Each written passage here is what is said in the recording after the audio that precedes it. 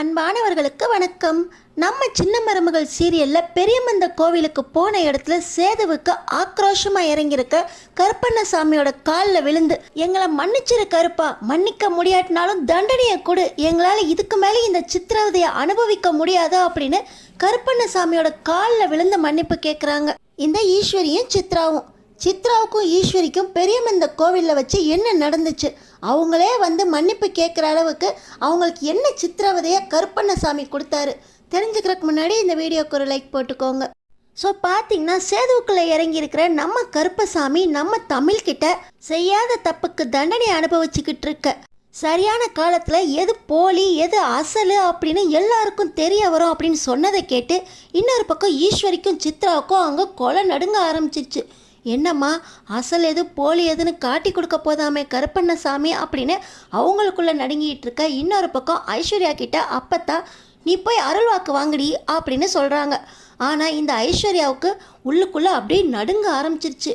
என்னடி நின்றுக்கிட்டே இருக்க, போன்னு சொல்கிறல்ல அப்படின்னு மறுபடியும் அப்பத்தா குரல் கொடுக்க இப்போ பார்த்தீங்கன்னா இந்த ஐஸ்வர்யா நம்ம கருப்பண்ணசாமி முன்னாடி போய் நிற்க அடிடா உடுக்கையா அப்படின்னு சொல்லி இந்த கருப்பண்ணசாமி கையில் வேலையும் அருவாலையும் எடுத்துக்கிட்டு ஆக்ரோஷமாக கருப்பண்ணசாமி ஆட்டம் ஆட இந்த ஐஸ்வர்யா ஐயோ அப்படின்னு பதபதச்சு போய் நிற்க கருப்பண்ணசாமி அருவாள் எடுத்து இந்த ஐஸ்வர்யாவோட கழுத்தில் வெட்ட வர மயங்கி சரிகிறாங்க இந்த ஐஸ்வர்யா. எல்லாமே கனவு.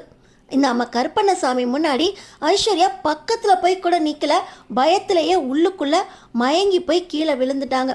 இப்போ பார்த்தீங்கன்னா இந்த ஈஸ்வரியும் சித்ராவும் ஐயோ ஐஸ்வர்யா மயங்கி விழுந்துட்டா அப்படின்னு ஐஸ்வர்யாவை தூக்கிக்கிட்டு ஓரங்கட்டலான்னு பார்த்தா இப்போ அப்பத்தா பார்த்தீங்கன்னா இந்த ஐஸ்வர்யா படித்த பொண்ணு இல்லை, அதான் கருப்பண்ணசாமி சேதுக்குள்ளே இறங்கினோடனே பயந்து போயிட்டா போல, அவளை மோகனா பார்த்துக்குவா. ஏய் ஈஸ்வரி என்ன சும்மா நிற்கிற, நீ கருப்பண்ணசாமி கிட்ட போய் அருள் வாக்கு வாங்கு அப்படின்னு சொல்லி அப்பத்தா சொல்கிறாங்க. ஈஸ்வரியும் சித்ராவும் எங்கள் அண்ணன் பொண்ணு இப்படி உளுந்து கிடக்கா, என்னை பார்க்க விடாமல் மோகனா பார்த்துக்குவான்னு என்னை போய் அருள்வாக்கு வாங்க சொல்கிறீங்களே அப்படின்னு அப்பத்தா கிட்ட சொல்லிக்கிட்டு இருக்காங்க. அவளை பார்த்துக்கிறதுக்கு இத்தனை பேர் இருக்கோம். கருப்பண்ணசாமி அருள்வாக்கு கொடுத்துக்கிட்டு இருக்கும்போதே ஒவ்வொருத்தராக போய் அருள்வாக்கு வாங்கிக்கிட்டு திருநூறு பூசிட்டு வாங்கடி, இதெல்லாம் சொல்லியா தெரியணும், எரும மாடு மாதிரி வளர்ந்துருக்காளுங்க, போங்கடின்னு சொல்கிறல்ல அப்படின்னு மறுபடியும் அப்பத்தா ஒரு சத்தம் கொடுக்க இந்த ஈஸ்வரியும் சித்ராவும் கொலை நடுங்கி போய் கருப்பண்ணசாமி முன்னாடி போய் நிற்கும்போது இவள்களுக்கெல்லாம் என் அருள்வாக்கு மட்டும் பத்தாது, இன்னைக்கு நைட்டு இவள்கள் இங்கே தங்கணும், என் கோயிலில் இவள் எப்படி நிம்மதியாக தூங்குறாளுன்னு நான் பார்க்குறேன், எல்லா உண்மையும் நாளைக்கு வெளியே வரும் அப்படின்னு கருப்பண்ணசாமி ஒரு ஆட்டமே ஆடிட்டு மலை ஏறிடுறாங்க. பார்த்தீங்கன்னா இந்த ஈஸ்வரியும் சித்ராவும் அப்பாடா இந்த ஐஸ்வர்யா மாதிரி நம்மளும் மயக்கம் போட்டு விழுந்து நடிக்கலான்னு பார்த்தோம், நமக்கு முன்னாடி அவன் முந்திக்கிட்டா, இந்த கருப்பண்ணசாமி கிட்டேருந்து எப்படியோ இன்னைக்கு தப்பிச்சிட்டோம், ஆனால் நைட்டு தங்க சொல்லியிருக்கே அப்படின்னு சொல்லி இந்த ஈஸ்வரியும் சித்ராவும் பதறி போய் நிற்க பார்த்தீங்கன்னா அப்பத்தா உங்களுக்கு மட்டும் அருள்வாக்கு சொல்லாமல் மலை ஏறி போயிடுச்சுன்னு நினைக்காதீங்கடி, உங்களை தனியாக கவனிக்கிறதுக்கு கருப்பண்ணசாமி ஏதோ முடிவு பண்ணியிருக்கு அப்படின்னு அப்பத்தான் சொல்லிக்கிட்டு இருக்காங்க.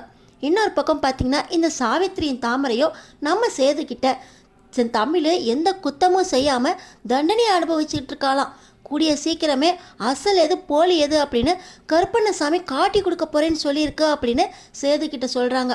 ஆனால் நம்ம சேது கருப்பண்ணசாமியே இறங்கி வந்து சொன்னாலும் முதல்ல தமிழ் தப்பே செய்யலைன்னு நிரூபிக்கட்டும், எங்கள் அப்பா அவளால் ஜெயிலுக்கு போய் அங்கே எல்லார்கிட்டையும் அடி வாங்கிட்டு நின்னாங்க, கண்ணால் பார்த்து அழுதவன் நான், அதனால் தமிழை எந்த காரணம் சொன்னாலும் கருப்பசாமியை இறங்கி வந்து நிரூபிக்கிற வரைக்கும் அவளை நான் நம்பவே மாட்டேன் அப்படின்னு சேது ஒரே பிடியாக நிற்க. இன்னொரு பக்கம் பார்த்திங்கன்னா இந்த ஐஸ்வர்யா ஆண்டி அந்த கருப்பண்ணசாமி தமிழுக்கு அருள்வாக்கு சொன்னதை கேட்டிங்களா ஆண்டி, அதுக்கு பின்னாடி இருந்தது காரணம் 3 பேர் நம்ம தான் ஆண்டி, நம்ம மாட்டிக்குவோமா ஆண்டி, நான் சேது மாமாக்காக தான் எல்லா தப்பும் பண்ணேன் ஆண்டி, இதுக்கு மேலே எந்த தப்பும் பண்ண மாட்டேன் ஆண்டி, கருப்பண்ணசாமி கிட்ட சொல்லி மன்னிப்பு கேட்டுறவா அப்படின்னு இந்த ஐஸ்வர்யா கேட்குறாங்க. பார்த்தீங்கன்னா இந்த சித்ராவும் ஈஸ்வரியும் அம்மா இவ பயந்தே நம்மளை காட்டி கொடுத்துருவா போல, கருப்பண்ணசாமியை அதுக்கான காலம் வரும், அது இப்போ இல்லைன்னு சொல்லிட்டு போயிடுச்சு, இவன் இப்பயே போய் எல்லாத்துக்கும் காரணம் நான் தான், அதுக்கு துணை நின்னவங்க இவங்க தான் அப்படின்னு போட்டு கொடுத்து தண்டனை வாங்கி கொடுத்துருவா போலையே, இவ வாயை முதல்ல அடைக்கணும்மா, இவளை தனியாகவே விடக்கூடாது, கோயிலேருந்து வெளியே போகிற வரைக்கும் இவளை கைக்குள்ளேயே வச்சுக்கோங்கம்மா அப்படின்னு இந்த சித்ராவி சொல்ல, நீ சொல்லணுமா சித்ரா, எல்லாம் எனக்கு தெரியும், இவளை கூட்டணி சேர்த்தது எவ்வளோ பெரிய தப்புன்னு இப்போ தான் புரியுது, இவளை சேதுக்கு கல்யாணம் பண்ணி வச்சதுக்கு நம்ம பேச்சை கேட்குற இன்னொரு பொண்ணை பார்த்து கல்யாணம் பண்ணி வச்சுருந்தா கூட பரவாயில்ல, எப்படியோ கல்யாணமாவது முடிஞ்சிச்சே அப்படின்னு சொல்ல, எங்கம்மா கல்யாணம் முடிஞ்சிச்சு, எல்லாம் இவ பண்ண வேலை. இவ கழுத்தில் தாலி கட்டுறதுக்கு மனசே இல்லாமல் சேது சும்மா உட்காந்துருந்தான்.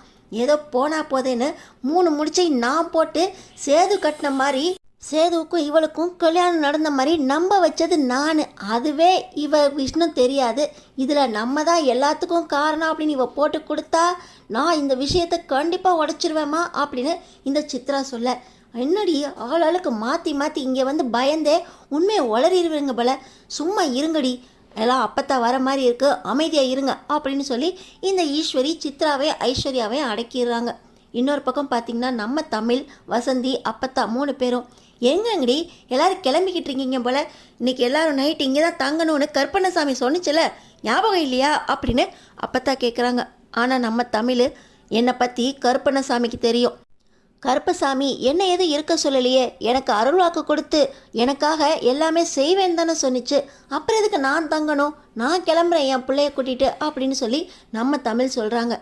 இருங்கடி, காலையில் ஏதோ நாளைக்கு உண்மையை வெளியே கொண்டு வரேன்னு சொல்லியிருக்கேன், அப்புறம் எதுக்குடி நீங்களாம் கிளம்பிக்கிட்டு இருக்கீங்க, இன்றைக்கி நைட்டு எல்லோரும் இங்கே தான் தூங்கணும், மற்றதெல்லாம் அப்புறம் பேசிக்கலாம் அப்படின்னு அம்மாச்சி நம்ம தமிழ்கிட்ட சொல்ல, என்ன அம்மாச்சி நீங்கள் செஞ்சதெல்லாம் நான் மறந்துட்டேன்னு நினைக்கிறீங்களா, எல்லாரும் ஒரு விதத்தில் என் மேலே குற்றம் சுமத்துனாங்கன்னா நீங்கள் ஒரு விதத்தில் என் பிள்ளைய என்கிட்டேருந்து பிரித்து பாவம் பண்ணியிருக்கீங்க, பெத்த தாய்கிட்டேருந்து பிள்ளைய பிரித்த பாவம் உங்களை சும்மா விடாது, உங்களையும் நான் மன்னிக்க மாட்டேன் அப்படின்னு சொல்லி நம்ம தமிழ் சொல்ல, அந்த பாவத்தெல்லாம் நான் அப்புறம் பார்த்துக்கிறேன், இன்றைக்கி நான் சொல்கிறத கேளு அப்படின்னு சொல்லி நம்ம அப்பத்தா பார்த்திங்கன்னா தமிழை கையை பிடிச்சி நீ இன்றைக்கி இங்கே தான் தங்கணும் அப்படின்னு வலுக்கட்டாயமாக இருக்க வச்சிடுறாங்க.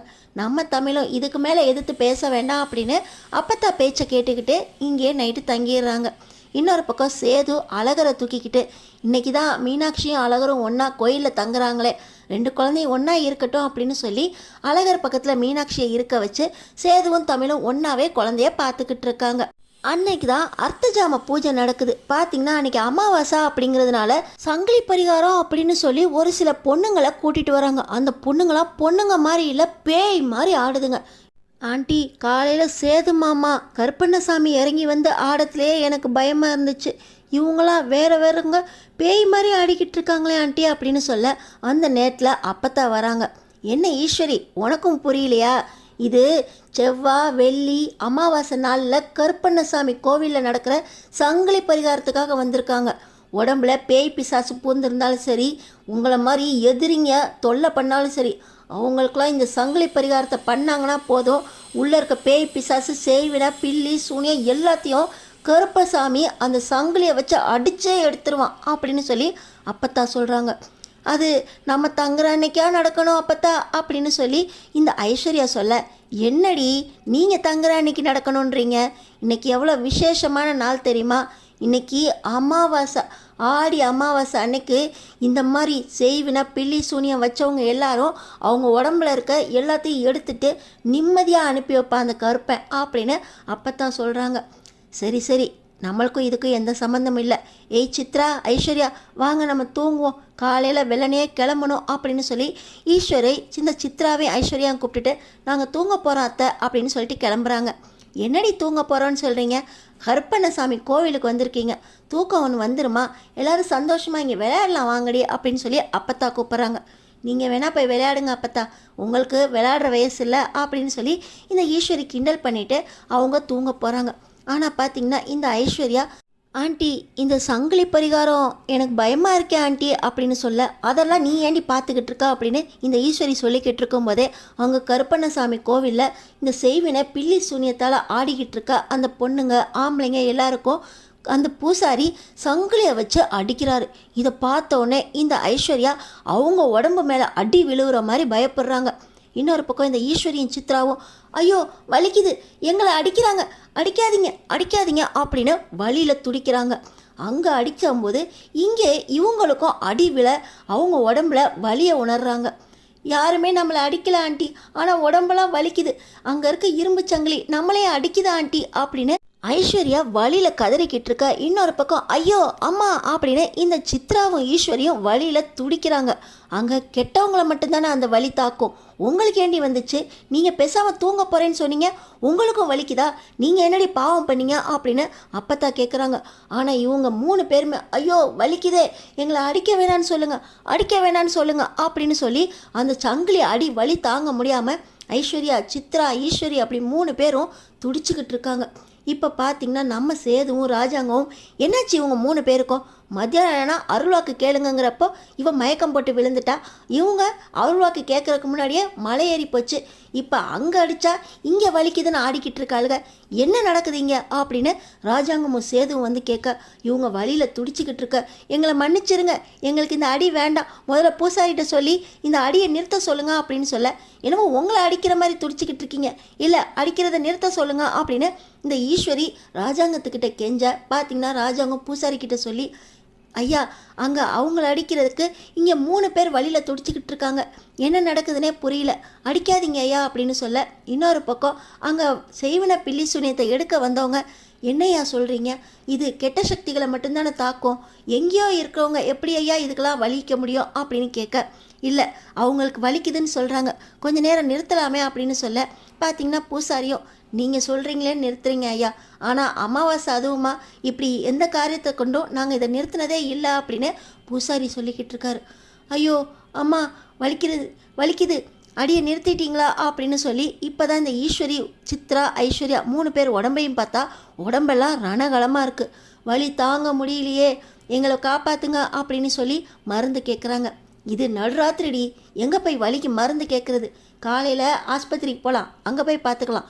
ஆனால் ஏதோ ஒன்று தப்பாக இருக்குது, அங்கே கெட்டவங்களை அடித்தா இங்கே உங்களுக்கு வலிக்குது, இது நல்லதுக்கு இல்லடி அப்படின்னு அப்பத்தா சொல்லிட்டு பார்த்தீங்கன்னா நம்ம தமிழ்கிட்ட இந்த மாதிரி 3 பேருக்கும் வலி இருக்குன்னு சொல்லி உடம்பெல்லாம் ரணமாக இருக்குது, உன்ட்ட ஏதாவது மருந்து இருக்கா தமிழ் அப்படின்னு சொல்லி கேட்க, இருக்கு அப்பத்தா, இது காட்டு கோவிலுங்கிறதுனால குழந்தைங்களுக்கு எதுவும் வந்துடக்கூடாது, பூச்சி எதுவும் கடிச்சிடக்கூடாது, ஏதாவது அடிபட்டுருச்சுன்னா போடுறதுக்கு ஃபஸ்ட் எய்டு அப்படின்னு சொல்லி ஒரு சில மருந்தெல்லாம் கொண்டு வந்திருக்கேன், இதை போய் போட்டு விடுங்க, வலி கொஞ்சம் குறையும், காலையில் டாக்டர்கிட்ட போய் கொண்டு போய் காட்டி ட்ரீட்மெண்ட் எடுத்துக்க சொல்லுங்கள் அப்படின்னு நம்ம தமிழ் கொடுத்த மருந்தை அப்பத்தா கிட்ட கொடுக்க, நம்ம அப்பத்தா அந்த மருந்தை கொண்டு போய் ஈஸ்வரி, சித்ரா, ஐஸ்வர்யா 3 பேர்கிட்டையும் கொடுக்குறாங்க. அப்பத்தா வலி தாங்க முடியல, போட்டு விடுங்க அப்படின்னு இந்த ஐஸ்வர்யாவும் சித்ராவும் இன்னொரு பக்கம் அத்தை அப்படின்னு இழுக்க, நான் எதுக்கடி உங்களுக்கெல்லாம் மருந்து போட்டு விடணும், போட்டா போடுங்க, போடாடி போங்கடி அப்படின்னு சொல்லிட்டு அப்பத்தா மருந்தை கொடுத்துட்டு கிளம்பி போயிடுறாங்க. இன்னொரு பக்கம் பார்த்தீங்கன்னா தேங்காய் அடி பரிகாரம் நடந்துக்கிட்டு இருக்கு. அவங்க வேண்டின வேண்டுதல் நிறைவேறினதுக்காக பக்தர்கள் தேங்காவை தலையில் உடைக்க சொல்லி பரிகாரத்தை நிறைவேற்றிக்கிட்டு இருக்காங்க. ஒவ்வொரு தேங்காயும் பக்தர்கள் தலையில் பூசாரி உடைச்சிக்கிட்டு இருக்கும்போது அவங்களுக்கெல்லாம் வலிக்கலை, ஆனால் இங்கே இருக்க 3 பேருக்கும் ஐயோ வலிக்குதே வலிக்குதே அப்படின்னு சொல்ல தலையிலேருந்து ரத்தமாக வர, இப்படி பக்தர்கள் அடி வாங்குறாங்க, அவங்களுக்கே தலையிலேருந்து ரத்தம் வரல, வலிக்கலை, உங்களுக்கே வலிக்குது அப்படின்னு சொல்லி இந்த ராஜாங்கத்துக்கும் சேதுவுக்கும் ஈஸ்வரி, சித்ரா, ஐஸ்வர்யா மேலே சந்தேகம் அதிகமாகுது. ஆனால் சங்கிலி பரிகாரத்தை நிறுத்த சொல்லிட்டீங்க, தேங்காய் அடி பரிகாரத்தை நிறுத்த முடியாது அப்படின்னு சொல்லி சேது ஒரே உறுதியாக சொல்ல, இவங்களால வலி தாங்க முடியாமல் எங்களை மன்னிச்சிருங்க, எங்களை மன்னிச்சிருங்க அப்படின்னு புலம்பவே ஆரம்பிச்சிட்டாங்க. என்ன தப்பு பண்ணீங்க, எதுக்கு உங்களை மன்னிக்கணும் அப்படின்னு சொல்லி இந்த நேரத்தில் தான் நம்ம தமிழும் ஒன்றா சேர்ந்துக்கிட்டு ஈஸ்வரி, சித்ரா கிட்ட வர, உங்களை பற்றி எனக்கு தெரியும், என்ன தப்பு பண்ணீங்க அப்படின்னு சொல்லி தமிழ் கேட்குறாங்க. உன்கிட்ட எதுக்கடி சொல்லணும், ஆனால் எங்களை மன்னிக்கணும், நீயாவது மன்னிச்சிட்டேன்னு சொல்லு அப்படின்னு சொல்லி தமிழ்கிட்ட கேட்க, அப்போ ஏதோ தப்பு பண்ணியிருக்கீங்கன்னு ஒத்துக்கிறீங்க, அதுக்கு தான் இந்த கருப்பண்ணசாமி கோவிலில் உங்களை நைட்டு தங்க சொல்லியிருக்காங்க கருப்பண்ணசாமி, என்ன தப்பு பண்ணீங்க அப்படின்னு நம்ம தமிழ் கேட்க, உங்ககிட்ட எதுக்கடி சொல்லணும், இந்த வழியவே பொறுத்துக்குவோம், உங்ககிட்ட எதையும் சொல்லணும்னு அவசியம் இல்லை அப்படின்னு சொல்லி இந்த ஈஸ்வரி, சித்ரா, ஐஸ்வர்யா 3 பேருமே ஆ ஊ அப்படின்னு மருந்தை போத்துக்கிட்டு அவங்களுக்குள்ளே கத்திக்கிட்டு இருக்காங்க. மறுபடியும் பார்த்திங்கன்னா சங்கிலி பரிகாரம் ஆரம்பிக்குது. ஆனால் இந்த ஈஸ்வரி, சித்ரா, ஐஸ்வர்யா 3 பேருக்கும் ஐயோ மறுபடியுமா அப்படின்னு சொல்லி புலம்ப ஆரம்பிச்சிடுறாங்க. அப்படியே விடியுது. நைட்டெல்லாம் அவங்களுக்கு தூக்கமே இல்லை, உடம்பெல்லாம் ரணம் ஆயிடுச்சு. பார்த்திங்கன்னா இப்போ வெள்ளிக்கிழமை. அடுத்த நாளும் பக்தர்கள் இந்த சங்கிலி பரிகாரத்துக்காகவும் தேங்காய் அடி பரிகாரத்துக்காகவும் குமிஞ்சிக்கிட்டே இருக்காங்க. இன்னும் இது முடியலையா அப்படின்னு கேட்க, கருப்பண்ணசாமி கோவிலில் அமாவாசை, செவ்வாய், வெள்ளி அப்படின்னு இந்த பரிகாரங்கள் நடக்கிறது சகஜம்தானே, நீங்கள் எதுக்கு இதெல்லாம் கேட்டுக்கிட்டு இருக்கீங்க அப்படின்னு பூசாரி வராரு. இல்லை ஐயா, அங்கே அடிக்க அடிக்க எங்கள் உடம்பு ரணமாகுது, நாங்கள் என்ன பாவம் செஞ்சோம், எங்களுக்கு ஏன் இந்த ப்ராப்ளம் அப்படின்னு சொல்லி இப்போ ஈஸ்வரி கேட்க, அது எனக்கே தெரியலையே, இது வரைக்கும் இந்த மாதிரி நடந்ததே இல்லை. ஆனால் இவங்களுக்கெல்லாம் அந்த அடி விழாது. யார் தப்பு செஞ்சாங்களோ அவங்களுக்கு தான் இந்த அடி வலி எல்லாமே தாங்கும். உங்களுக்கு தாக்குது அப்படின்னா நான் ஒன்றும் செய்ய முடியாது, இதெல்லாம் நீங்கள் கருப்பண்ணசாமிக்கிட்டே கேட்டுக்கோங்க அப்படின்னு பூசாரி சொல்லிடுறாரு. இன்னொரு பக்கம் பார்த்திங்கன்னா ஆட்கள் குவிய குவிய சங்கிலி பரிகாரம் தொடர்ந்து நடக்க நடக்க இவங்களால வலி தாங்க முடியல. நேராக கருப்பண்ணசாமிக்கிட்ட, கருப்பா எங்களை மன்னிச்சிரு, நாங்கள் செஞ்ச தப்பெல்லாம் முன்னாடி இல்லை, ஊர் முன்னாடி கூட ஒத்துக்கிறோம், இதுக்கு மேலே எங்களால் இந்த வலியை தாங்க முடியாது அப்படின்னு ரத்த காயத்தோட அழுகுறாங்க. இப்போ மறுபடியும் சேது மேலே கருப்பண்ணசாமி இறங்கிடுது. இருக்கீங்களா, உங்கள் தப்பெல்லாம் இன்னைக்கு எல்லாரும் முன்னாடி ஒத்துக்கிறீங்களா? என் பொண்ணு செய்யாத குற்றத்துக்கு தண்டனை அனுபவிச்சுக்கிட்டு இருக்கா, அந்த குற்றத்துக்கு காரணம் நீங்கள் தான் அப்படின்னு எல்லாரும் முன்னாடியும் ஒத்துக்கோங்க. இல்லை அவர் அடிக்க மாட்டார், இந்த சங்கிலியால் இந்த சங்கிலி கருப்பை அடிப்பான் அப்படின்னு சொல்லி ஆக்ரோஷமாக ஆட, வேண்டாம் வேண்டாம் விழுந்த வரைக்கும் போதும் அப்படின்னு சொல்லி இந்த சித்ரா, ஈஸ்வரி, ஐஸ்வர்யா 3 பேருமே இந்த தமிழ் மேலே எந்த தப்புமே இல்லை, தமிழ் செய்யாத குற்றத்துக்கு தான் தண்டனை அனுபவிச்சிட்ருக்கா, நீங்கள் சொன்னது சரிதான், ஜென்னிக்கும் சக்திக்கும் கல்யாணம் பண்ணி வைக்க சொல்லி நாங்கள் தான் அவங்க அப்பாவுக்கு அவள் ஃபோன்லேருந்து ஃபோன் பண்ணோம், இந்த திட்டத்தை போட்டு கொடுத்ததே நாங்கள் 2 பேர் தான். இந்த ஐஸ்வர்யா தான் தமிழோட குரலில் தமிழோட ஃபோனில் பேசி அவங்க அப்பாவையே நம்ப வச்சு ஜென்னிக்கும் சக்திக்கும் கல்யாணம் பண்ணி வச்சா. ஜென்னி சக்தி கல்யாணம் நடந்ததுக்கப்புறம் சக்தியை கொலை பண்ண திட்டம் போட்டது நானும் இந்த ராஜாங்கத்தோட பழைய எதிரி அந்த அரசியல்வாதியும் தான். 2 பேரும் போட்ட திட்டத்தில் இந்த ராஜாங்கம் மாட்டிக்கிட்டு அவர் ஜெயிலுக்கு போயிடுவார், எல்லா பணமும் அரசு மரியாதையும் எங்களுக்கு கிடைக்கும்னு நினச்சோம். ஆனால் இந்த சேது பண்ண வேலையால் சக்தி தப்பிச்சு வந்துட்டான், அவன் உயிரோடு தான் இருக்கான் அப்படின்னு கோர்ட்டில் நிரூபித்து ராஜாங்கம் வெளியே வந்துட்டார்.